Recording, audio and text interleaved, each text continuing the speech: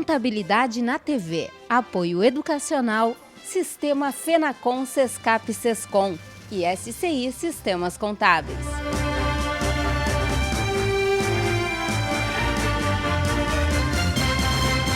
Professor, o senhor vai falar sobre a questão orçamentária aqui no evento. Eu gostaria de saber no que difere quem atende a contabilidade pública da contabilidade empresarial nessa questão do orçamento.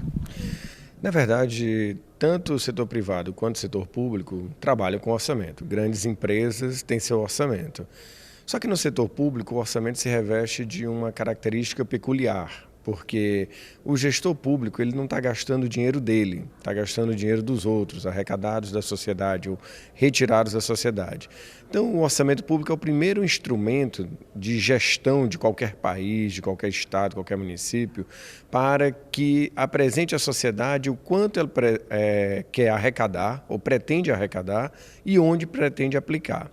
Para isso, depois precisa prestar contas, precisa mostrar o quanto arrecadou e o quanto foi aplicado.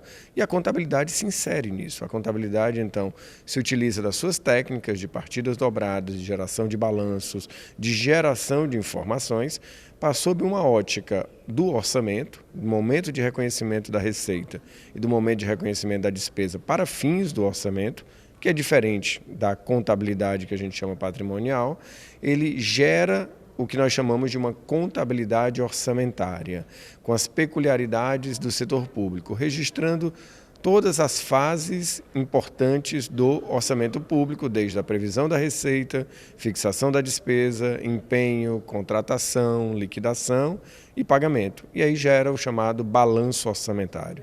Quando a gente tem obras que precisam de mais orçamento, que acontece muito no Brasil hoje, a gente tem um orçamento e aquilo não se cumpre, se pede mais. O que isso influi na contabilidade?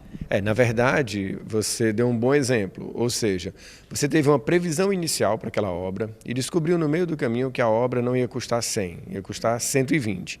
Então você vai precisar do que nós chamamos de uma suplementação, ou de um crédito adicional, que pode ser um crédito suplementar, um crédito especial ou um crédito extraordinário. E a contabilidade tem contas para registrar isso. Uma vez que o parlamento, seja ele Assembleia, Congresso Nacional ou uma Câmara de Vereadores, aprova esse crédito adicional, ele é registrado para depois demonstrar no balanço para a sociedade estes atos e fatos, ou seja, olha, sociedade, antes tinha uma previsão de 100 e foi adicionado mais 20, e as ações executadas foram essas. Ou seja, ele só vai registrar os atos e fatos, não vai estar entrando na questão de dizer o que pode e o que não pode. Né? Na verdade, a contabilidade, eu sempre digo que ela gera informação. Ela não cria os atos e fatos estão ocorrendo na administração como um todo. Então, o que a contabilidade faz é registrar, evidenciar o que está acontecendo. Esse é o papel gerador de informação da contabilidade. Então, ela não entra no mérito se a decisão de adicionar mais 20 ou mais 30 foi uma decisão boa ou ruim. Ela mostra para a sociedade, olha, o gestor decidiu de um orçamento de 100 adicionar mais 20. Ok, e que tipo de cuidado que uma empresa contábil que atende um órgão público deve ter? Na verdade, deve ter hoje um cuidado, eu diria, um pouco maior por um simples motivo. A contabilidade do setor público está passando por grandes mudanças, uma grande revolução, que aproxima em alguns aspectos do setor privado, mas não deixa de perder as nuances do setor público. Então, dentro do setor público, que vai ser até um dos pontos da minha palestra aqui na convenção, é mostrar que existe uma contabilidade patrimonial, que deve se aproximar do setor privado, uma contabilidade orçamentária e uma contabilidade financeira. Tudo isso feito agora numa grande mudança que é um plano de contas padronizado, plano de contas aplicado ao setor público. E tudo isso alinhado também a podemos chamar uma contabilidade fiscal, uma contabilidade que vai respeitar as regras da Lei de Responsabilidade Fiscal ou que vai gerar informações exigidas pela Lei de Responsabilidade Fiscal. Então, essa convivência dessas ramificações da contabilidade é um desafio para o profissional em si, mas para quem presta serviço serviço para o setor público, para gerar uma contabilidade que seja fidedigna, que represente, por meio dos balanços, os demonstrativos patrimoniais, orçamentários, fiscais, e não tenhamos nenhuma surpresa em relação a dizer, olha, não aconteceu tal fato e a contabilidade não mostrou.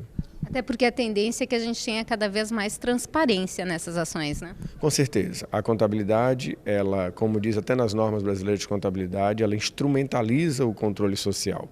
Só que muitas vezes nós falamos de transparência, mas transparência de uma informação que não é real, que não é fidedigna, que não está auditada, é tão ruim quanto não dar transparência.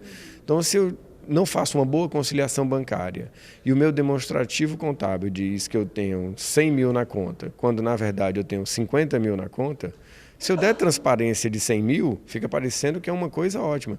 Bom, mas essa informação não é boa. Por quê? Porque ela não está auditada, ela não reflete a realidade, ela não é confiável, ela não houve uma conciliação. Então, se você não aplica as boas técnicas contábeis, pode até ter muita vontade de dar transparência. Mas essa transparência não necessariamente está sendo boa, porque eu estou entregando informações ruins, não no sentido qualitativo, mas no sentido de confiabilidade para a sociedade.